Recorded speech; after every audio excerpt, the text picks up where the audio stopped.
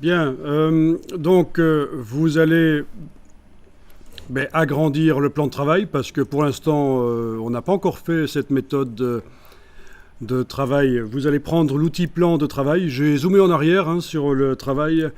Je prends l'outil plan de travail et j'agrandis pour avoir la place pour mettre un deuxième chat. Voilà.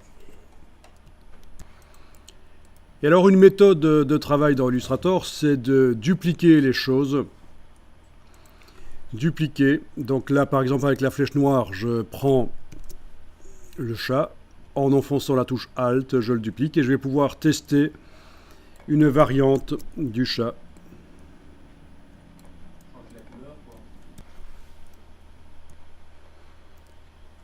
Donc, pour que ça fonctionne bien dans tous les cas, ce qui est intéressant, c'est d'envoyer le deuxième chat sur son propre calque. Et pour ça, je vais devoir créer un calque. Comme ça, on est certain qu'on n'aura pas de problème. Donc, ce que vous avez dans le calque 1, c'est le groupe de peinture dynamique, c'est celui-là. Ou plutôt le deuxième, et puis vous avez celui-là, le deuxième groupe. Enfin, vous avez deux groupes de peinture dynamique. Voilà.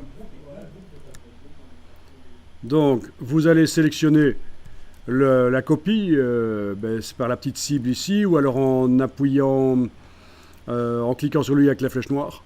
Voilà. Et vous allez transférer ce chat dans le calque 2 que vous avez fait. Comment est-ce qu'on fait pour transférer un élément d'un calque à l'autre? Vous avez le petit carré ici, qui est sur le calque, là, calque 1, le petit carré qui est là quand vous avez sélectionné le chat, et vous le glissez sur l'autre calque, et voilà. Le deuxième chat est sur le calque 2.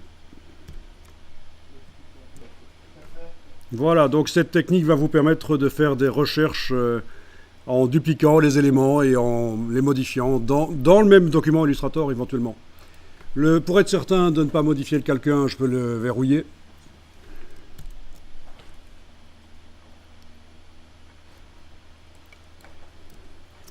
Et alors, le chat qui est sélectionné ici, je vais le décomposer. En fait, je vais quitter la peinture dynamique, menu objet, peinture dynamique, décomposer. Donc, il n'y a plus de peinture dynamique, ce sont des vecteurs.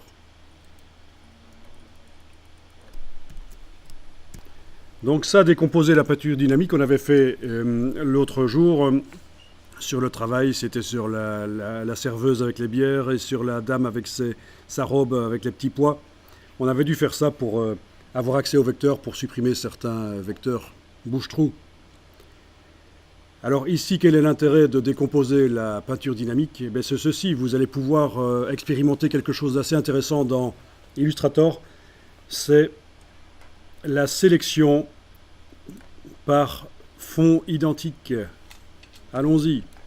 Prenez la flèche blanche, cliquez à côté de tout, rien n'est sélectionné.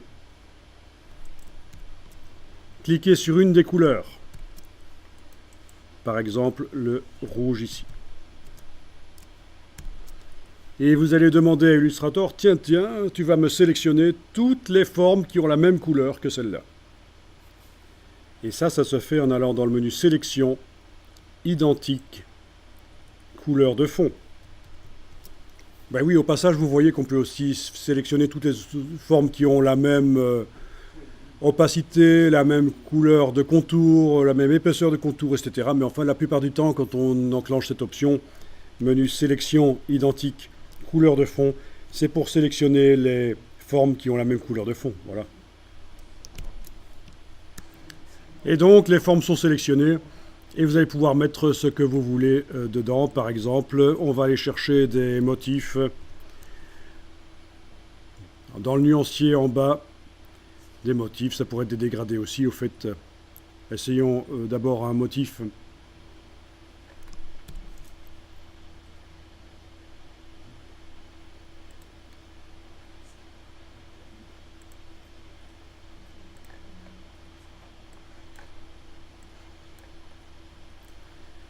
Donc ça peut être très intéressant parce que si vous ne connaissez pas la technique, de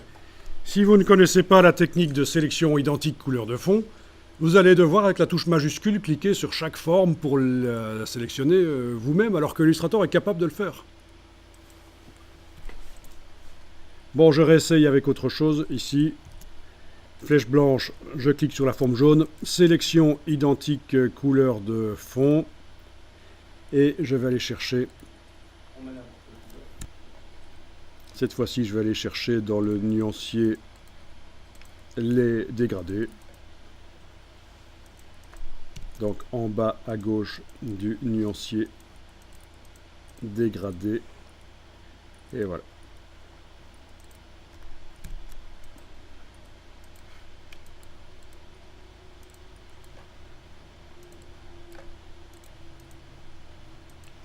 Etc.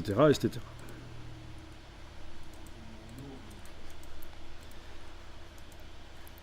Accessoirement, on peut aussi mémoriser la sélection, mais on ne va pas le faire ici, ça n'a pas vraiment un grand intérêt. Mais on peut aussi, une fois qu'on a enclenché sélection identique couleur de fond, on peut mémoriser les formes qui sont sélectionnées. Et ça va apparaître dans le bas de la palette, dans le bas du menu sélection, comme dans Photoshop en fait. Je ne sais pas si vous avez déjà mémorisé des sélections dans Photoshop, c'est le même principe. Dans le bas, dans la palette des couches, en fait, on peut récupérer les sélections.